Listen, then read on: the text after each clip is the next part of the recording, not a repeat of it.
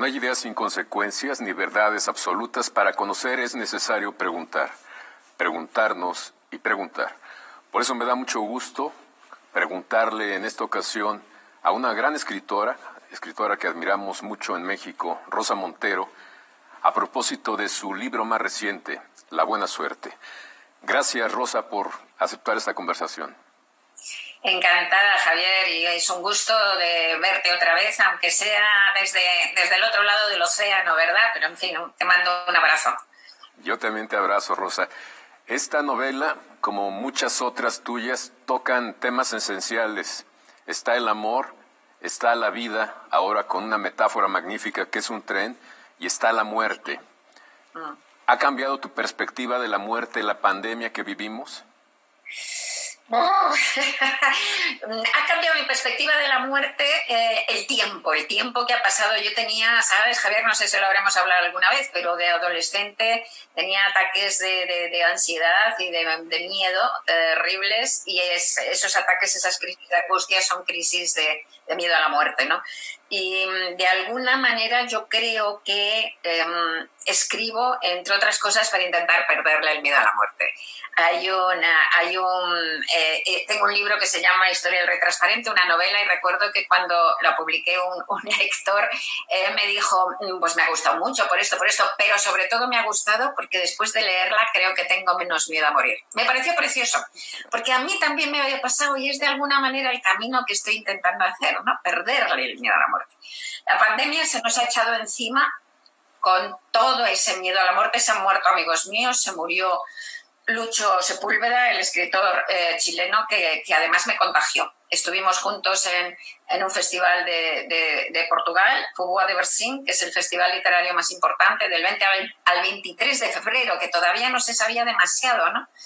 Y él estaba enfermo cuando volvió a Gijón, en donde vive, en el norte de España, en donde vivía, pobrecito mío.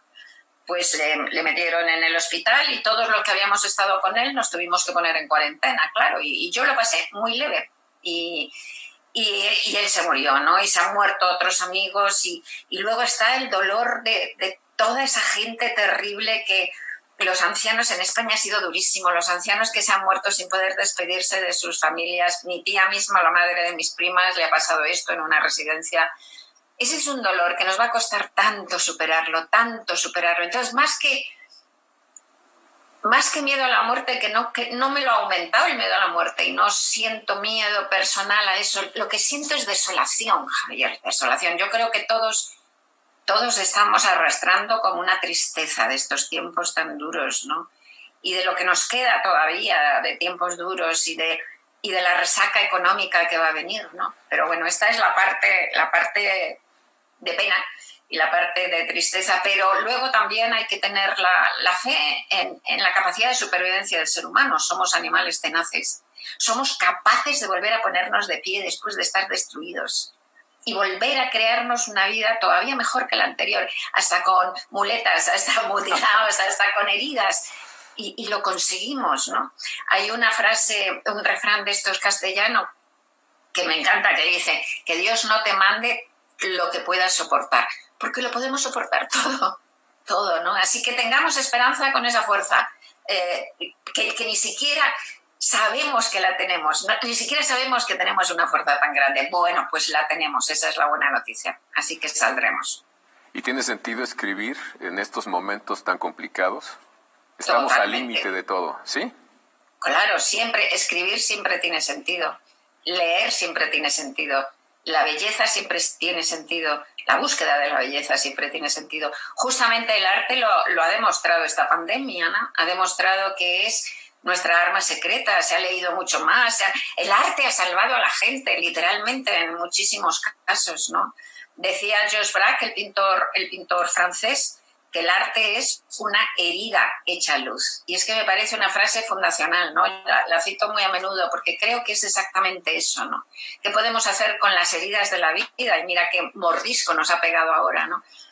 Sino intentar convertirlas en luz para que no nos destruyan, ¿no? Así que por supuesto que hay que escribir, por supuesto que hay que leer redobladamente, te diría, Javier, más que nunca.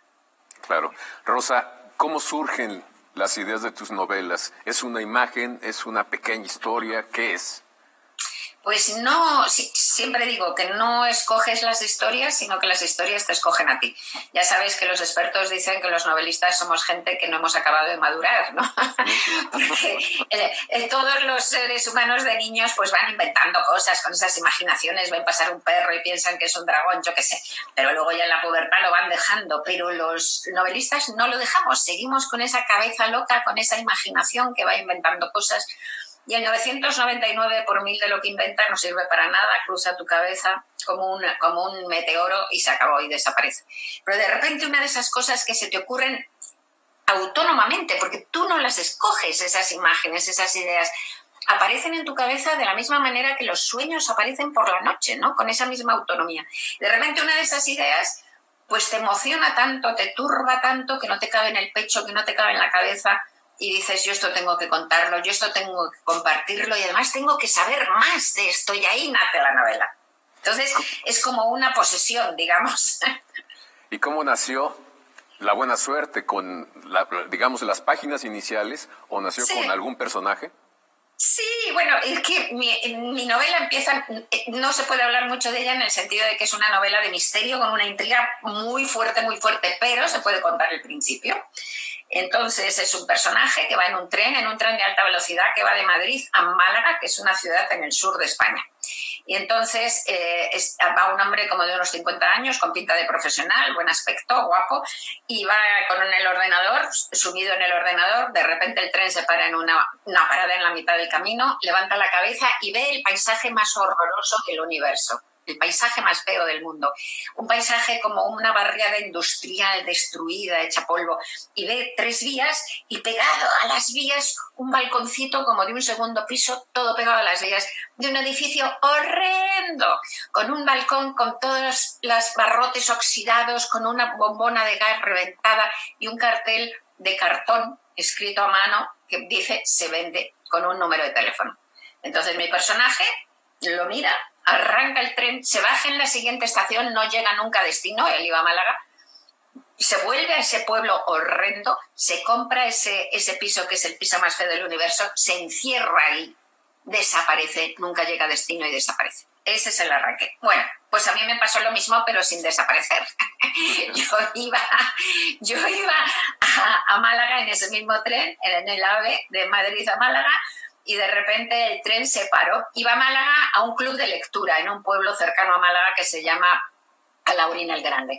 Bueno, y entonces de repente el tren se paró en mitad de la nada, no en una estación, sino en mitad de la nada. Yo, que estaba con el ordenador, levanté la cabeza y vi ese paisaje, y vi esa casita, vi ese balcón horrendo pegado a las vías y el cartel en cartón.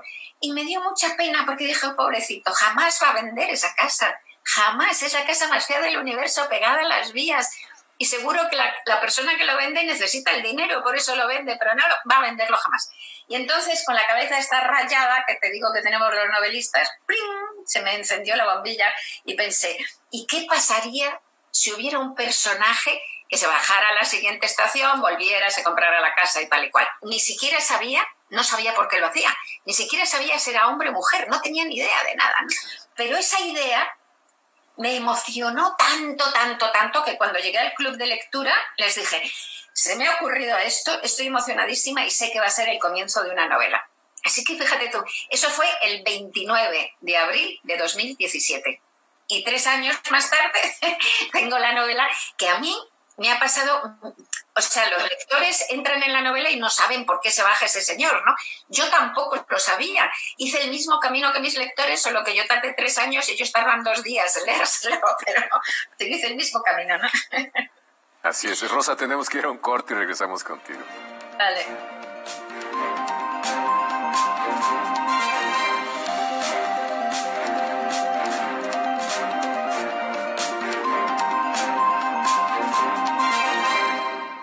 Solo podemos abrazarnos así.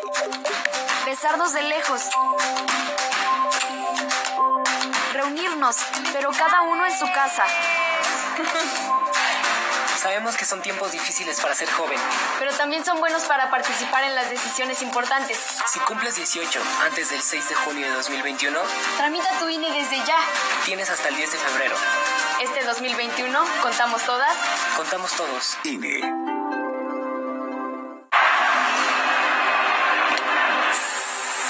¡Desgraciado! ¡Termina el partido! ¡Victoria a los Dodgers! Mientras tu sueño siempre está en tu mente y luches por ella, pase lo que pase y las cosas se logran siempre. Le doy un buen ejemplo a mi familia. Obviamente el mantenerme activo haciendo un deporte es importante. ¡Son los campeones 2020! Sería la forma más correcta de tener a un niño ocupado haciendo un deporte. Contra las adicciones, juntos por la paz.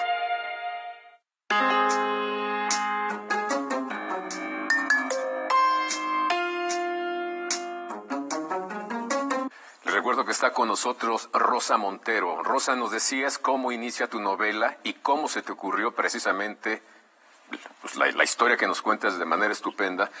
Y me llama mucho la atención porque dices que tú no sabías nada, todo fue una imagen y te fuiste enterando, digamos, de todo lo que ocurría a medida que parece que te la contaban a ti también. Es que es así, las novelas nacen así, de una imagen que no sabes nada, que te digo que te da una curiosidad tremenda, que te emociona mucho, que quieres saber más. Y entonces crecen muy orgánicamente. Lo que haces después es fijarte, seguir mirando y empiezan a crecer muy naturalmente, muy orgánicamente como arbolitos. Entonces, lo siguiente que miré es, porque no sabía si el personaje era hombre o mujer, es hombre, ¿no? El protagonista es hombre. Lo siguiente que miré es, puse primero una mujer, pensé en una mujer que hace eso y se baja. Pero de repente no me pegaba, porque no chirriaba, porque las mujeres, un acto tan ciego de palabras, tan de acto, ¿no? Tan gestual y al mismo tiempo tan encerrado en sí mismo, ¿no? Tan verdaderamente falto de reflexión, digamos, ¿no? Era como una acción súbita, ¿no? No le pega tanto a una mujer. Las mujeres hablamos, llamamos antes, decimos, le pega más a un hombre, creo yo. Esto son generalizaciones, ¿entiendes? Pero cuando empiezas a fijarte, pues me chirrío con una mujer. Entonces volví a pensar la misma escena con un hombre y ya funcionaba con un hombre. Entonces ya empiezas el camino a conocerlo, ¿no? Y de hecho, las novelas de los autores maduros, pues las cuentan los personajes. Digamos que un autor maduro es el que tiene la humildad de dejarse contar la historia por sus personajes. Entonces te fueron contando su historia. Exactamente. Entonces, no escogemos lo que sucede, ni los personajes, ni la situación. Lo que sí que haces, y vas aprendiendo, porque a escribir se aprende, escribir es un oficio, somos artesanos, ¿no?, de la palabra. Lo que sí que aprendes es a trasladar esas emociones al papel. Es decir, tú tienes en la cabeza una especie de galaxia, ¿no?, que es la novela, y además es preciosa siempre, en la cabeza siempre es preciosa. Da vueltas, tiene luces, tiene sonido, tiene ritmo, es increíble. Pero tienes que pasar eso a lo real. Cuando yo empezaba a sacar mis primeros libros, hace 41 años ya, Javier, pues entre esa galaxia que brillaba en mi cabeza y lo real había una distancia inmensa, por más que trabajaba. Es como el carpintero que empieza a hacer patas, ¿no?, para un sillón y le salen 4 churros cuando tiene 20 años. Y todas distintas, ¿no? Pero cuando llevas más de 40 años haciéndolas, pues oye, Javier, me salen ahora torneaditas las patas. Y me salen parecidas las 4 patas. O sea, digamos que vas aprendiendo el oficio. Y eso sí que lo vas desarrollando y eso sí lo controlas. El oficio, para traducir eso a lo real, sí lo controlas. Una de las cosas que me gustan mucho de tu prosa es que es una prosa ligera. Cumples una de las cosas que Calvino esperaba de los nuevos escritores y era la ligereza. Había que quitarle lo pesado, lo difícil de la lectura para contarnos las historias. ¿Lo vas pensando así? Dime. No, yo soy... me interesa muchísimo el lenguaje y me interesa muchísimo la forma. Creo que en una novela es tan importante lo que se cuenta como la manera en que se cuenta, ¿no? Y realmente tengo una gran ambición estilística. Lo que pasa es que mi ambición estilística no es barroca. Mi ambición estilística es ir justamente a lo esencial, ¿no? Tallar las palabras como quien talla un diamante, dejarlas exactamente como diamantes, transparentes, con los vértices absolutamente perfectos tallados, ¿no? No poner jamás un lugar común, no poner jamás un lugar común de palabra, ni de concepto, ni de movimiento de los personajes, ¿no? De intentar escribir en un lugar que no sea habitual, ¿no? Yo creo que concretamente La buena suerte, yo creo que es una novela muy poco convencional, tiene un narrador muy poco convencional también, y todo eso tienes que hacer que parezca sencillo. Tiene un trabajo, la buena suerte es un artefacto de relojería y tiene un trabajo brutal detrás, pero el mayor trabajo es conseguir que ese artefacto no se note, ¿no? Decía John Steinbeck que lo mejor es siempre lo más simple, pero que lo malo es que para ser simple hace falta pensar mucho. Bueno, pues eso, ¿no? Entonces esa especie como de limpieza, de ese esencial, ¿no? Llegar a lo esencial, digamos, esa es mi aspiración, sí. Y cuando estás escribiendo, ¿lo dejas que fluya, que sea un flujo continuo, o te detienes y corriges? No, corriges muchísimo cada frase, cada día, corriges cada día al finalizar el día, corrijas al día siguiente, lo primero que haces es corregir. Me voy a pasear a las perras y voy corrigiendo la frase que acabo de hacer, corriges. Tallar un diamante lleva muchísimo tiempo, o sea, no es un trabajo ímprobo. Somos picapedreros de la literatura, ¿no? Escribir una novela es picar piedra mucho, pero mucho. Y cuando lees, cuando escribes, ¿necesitas de repente escuchar las voces de algún escritor que admires? No necesariamente, pero sí que sigo leyendo. A veces, tú lo habrás oído también, ¿no? Hay escritores que dicen, ay, yo mientras escribo una novela no puedo leer porque me contamino y tal. Mira, chico, me parece increíble eso. Porque además, a mí me gusta tanto leer, que si yo no pudiera leer cuando escribo, es que creo que no escribiría, ¿sabes? O sea, porque entonces me pasaría la vida sin poder leer. No lo entiendo. No, eso no lo entiendo. Yo sigo leyendo mientras escribo. Bien, es verdad que cuando escribes, y sobre todo en la fase final, porque yo me paso primero un año y pico, escribiendo en la cabeza y en notas, desarrollando la novela en cuadernitos, y luego ya me siento en el ordenador y me paso otro año y pico. Sobre todo la fase del ordenador es muy demandante, ¿no? Muy demandante de tiempo. Entonces, es verdad que en esa fase tienes menos tiempo para leer, menos tiempo para estar con tus amigos, con tu pareja, con tus perros, con lo que sea, pero aún así sigo leyendo, desde luego. Algo que llama la atención de tu novelística es que sí, nos presentas, si tú quieres llamarle así, tragedias del yo, de algún personaje o de varios, pero siempre ven su entorno, no están aislados, no es, aunque se interioricen, personajes que se comen a sí mismos, sino siempre el entorno les da forma también. Es que es muy interesante eso que has dicho, porque yo he descubierto hace 4 o 5 años que en todas mis novelas hay una estructura detrás o en casi todas, muy parecida. Y eso que todos los críticos dicen que mis novelas son muy distintas unas de otras, y es verdad que yo tengo una búsqueda, ¿no? Intento escribir desde donde ya no sé escribir, pero ya te digo que de repente descubrí hace 5 años que en realidad 5 o 6 años, que hay una estructura. Y la estructura es, empieza la novela con un personaje que puede ser un hombre o una mujer calamitoso, en una situación calamitosa, completamente misántropo o misántropa, no se relaciona con nadie, odia a la humanidad porque se odia a sí mismo o a sí misma, arrastra una culpa, que la iremos sabiendo a lo largo de la novela. Entonces, este tipo o esta tipa completamente no se conoce a sí mismo, hecho una catástrofe, en un momento catastrófico de su vida. ¿Y qué ha hecho de su vida una catástrofe? Empieza la novela la novela es una prueba. La novela es como una ordalía medieval de estas, ¿no? Una prueba que además puede tener hasta peligro de riesgo de muerte para el personaje. El personaje pasa la prueba y la vence, porque son supervivientes, y termina la novela mejor que como la ha comenzado. Pero lo esencial para que suceda eso, y ahí está tu sensibilidad, lo esencial es que durante ese camino de la prueba de la novela se ha ido haciendo una parafamilia de monstruos. Es decir, una parafamilia de tipos heterodoxos que la propia novela se encarga de demostrar que son más válidos que los tipos de poder que aparecen en el libro. Porque uno de mis temas que yo me he dado cuenta en todas mis novelas es que la vida no se puede vivir sin los otros. O sea, la vida no merece la pena de llamarse vida si no se vive con los otros. Y por eso, efectivamente, aunque empiezan siendo unos solitarios feroces que se están comiendo a sí mismos, terminan salvándose de eso gracias a los otros. Sin duda alguna. Tenemos que ir a un corte nuevamente y regresamos, Rosa. Vale.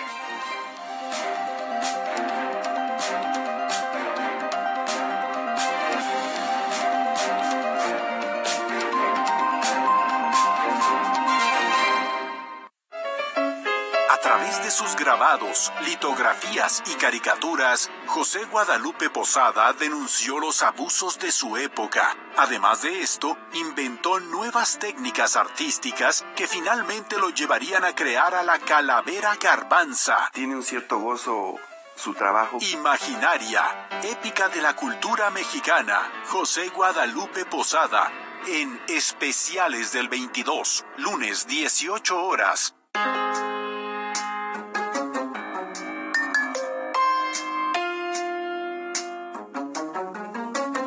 Gabriel García Márquez, Rosa, decía que dejó la publicidad, dejó el periodismo, no, más bien dejó el periodismo para ponerse a hacer literatura. Tú haces periodismo y haces literatura, ¿no te distrae? No, para nada, porque es que además el periodismo que yo hago, periodismo escrito, es literatura, es uno de los géneros literarios. A Sangre Fría de Truman Capote es un reportaje, es un libro de literatura fenomenal. Y no solo eso, sino que además siempre digo, y cuando doy clases, que no se debe vivir de la ficción.